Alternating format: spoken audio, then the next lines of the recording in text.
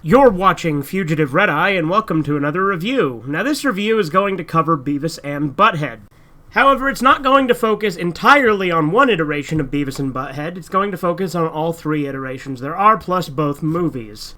Now, Beavis and Butthead is a classic show. I absolutely love it.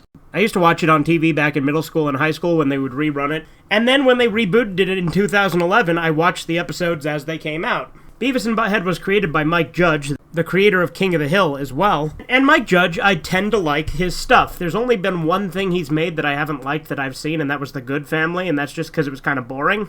But Beavis and Butthead, King of the Hill, and Office Space, and Idiocracy have all been great. Now, I haven't seen absolutely everything he's done. Mike Judge has done a few other things here and there. But for the most part, I think he's a really talented creator.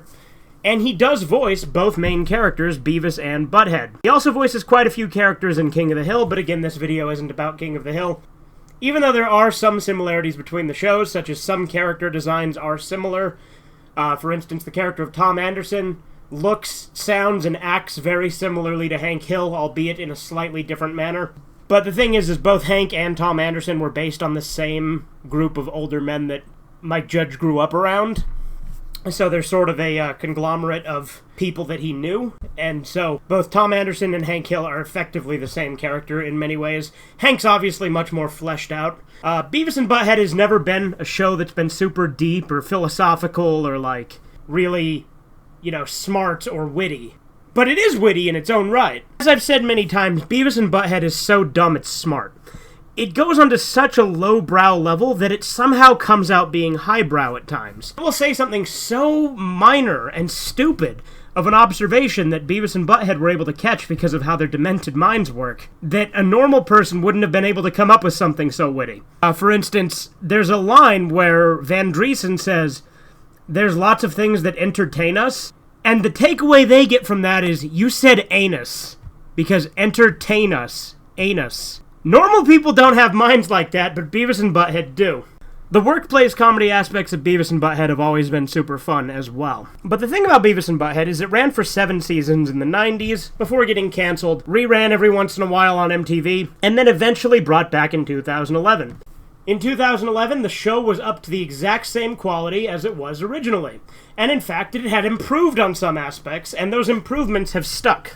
For instance, the animation is obviously better and has progressively gotten better over the series just in general. But in addition to that, I feel like the music video segments drastically improved, starting with Season 7, and even more so in Season 8. So Season 8 is the 2011 season. It only got one season in that initial reboot. And when Beavis and Butthead reboots, rather than just calling it a different show with a new Season 1, they just count that as the 8th season for 2011 and the 9th season for the 2022 season.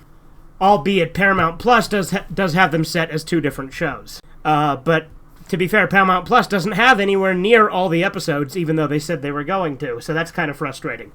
Has all the new episodes, has a select amount of episodes from the original series, and like 2 episodes from the 2011 series. I'm honestly astonished it only had 2 of the 2011 episodes.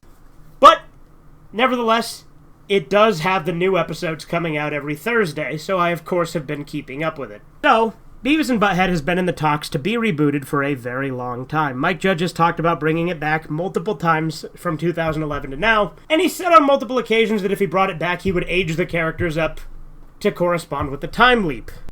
He did kind of do that, but not entirely. First off, Beavis and Butthead was brought back with a movie called Beavis and Butthead Do the Universe. Now, during the run of the original series, there was another movie, Beavis and Butthead Do America, which is a great movie in its own right. And in fact, I would say I do think Do America is better than Do the Universe, just because it's much more of a adventure. But Do the Universe did a lot of things really well as well. Both movies are fantastic. And I honestly didn't know that they were going to bring on a show after the movie. So I was actually really happy when they started a new season not that long after the movie came out. So the movie explains Beavis and Butthead getting sent forward in time to modern-day Texas. The movie also confirmed that they were in Texas, confirmed that Beavis was actually his last name, that the house was Beavis' mom's house, Shirley Beavis, and it confirmed a few other things like that. But in addition to that, it sent them forward in time to our time period, right? And then through the events of the movie, they end up staying in modern times, but they get given their old house back as it was. Albeit with newer technology, but the house still looks pretty much the same other than the upgraded TV. In addition to that, it introduced us to other dimensions of Beavis and Butthead, including the one with their smartest counterparts, Smart Beavis and Smart Butthead, who have also appeared in the show. In the show, they mainly serve the focus of hosting the episodes that take place in the third alternate universe, which wasn't shown until the actual series itself. So the movie was great in its own right. I already talked about it on the channel before, but it was a good way to segue to the new season. It created two alternate universes, one where Beavis and Butthead got sent forward to our time, so they're still their same age and still going to high school. There's a couple of questions that get raised on why none of the other characters have aged and why you don't question it, but nevertheless you can overlook it because it's a cartoon. But it did also give us that other universe where Mike Judge wanted to age the characters up. So there's an alternate universe with what they just call Old Beavis and Old Butthead, who grew up in the 90s and are now older guys in our time period. Those episodes have been fun in their own right, but they've only done a couple of those at the time of this recording. But they can do different types of stories based on whether they want them to be young or old. So I think that's an interesting dynamic, and Mike Judge did get to play around with his older Beavis and Butthead like he wanted to. Now, why did I call this video Beavis and Butthead the King of Reboots? Well, it's quite simple. Beavis and Butthead is the only series I know that has been rebooted more than once and has stayed at the exact same quality it has always been at. The music video and reality TV segments from the 2011 series were an improvement over the original, and they're still just as great as they were in the 2011 series in the 2022 series, although now they also respond to YouTube videos. So they keep adding to it, but just improving it and keeping the same spirit. They also did a nice remix of the theme song from the original series, so I thought that was really cool too. Overall, Beavis and Butthead is just timeless. The characters always work, just because of the nature of them. They're not super deep. They're not super political. Like, when it touches on current events, it doesn't really stay there and get preachy and try to tell you what to think with it. It just makes a joke of it, with Beavis and Butthead laughing it off or misinterpreting something. For instance, in the movie, there was the college scene where they get told they have white privilege, and so then they start going around thinking they can do whatever they want, and it's a great scene. Beavis and Butthead Do the Universe is what Rocko's Modern Life Static Cling should have been, and the new season is a great follow-up to that. In all honesty, the new Beavis and Butthead season is the show I look forward to watching the most as it comes out. It's the only reason I use Paramount Plus. Now, I don't have the subscription to Paramount Plus, I use a family member's. As you know, I don't pay for streaming services myself. Kind of guy I am. But, if they ever do a Blu-ray release of Beavis and Butthead's new season, you bet your sweet bippy I am absolutely buying that immediately. Beavis and Butthead's new season is, in all honesty, the best reboot I've ever seen. I honestly think this new season has been funnier than the 2011 season, and it's been consistent with the original series.